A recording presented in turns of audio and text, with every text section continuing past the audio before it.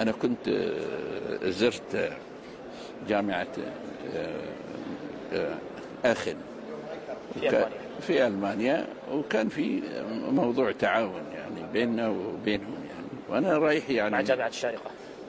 أنا رايح لوحدي يعني ما كان حد معي، لكن رحت زرت لهم هناك وقالوا عندنا نحن مركز يعمل عمليات جراحية باشتراك مع مراكز أخرى لدينا في العالم. إيش عندكم؟ قالوا عندنا مركز في البرازيل ومركز في الهند. الآن أنت هذا هنا عندنا الصبح الظهر ضحى كذا، في البرازيل نايمين.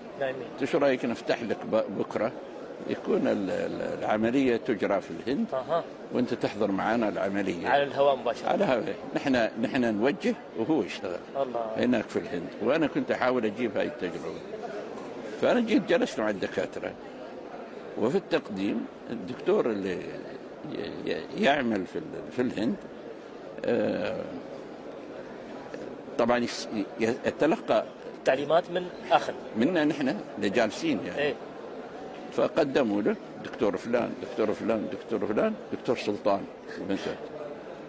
بعدين هو شاف الاسم غريب عليه يعني،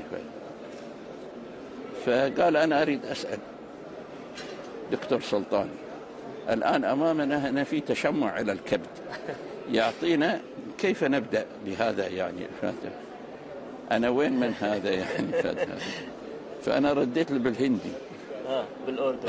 قلت له باي صاحب मैं دكتور مهندسين नहीं है, मैं शेख سلطان شارجة رولر.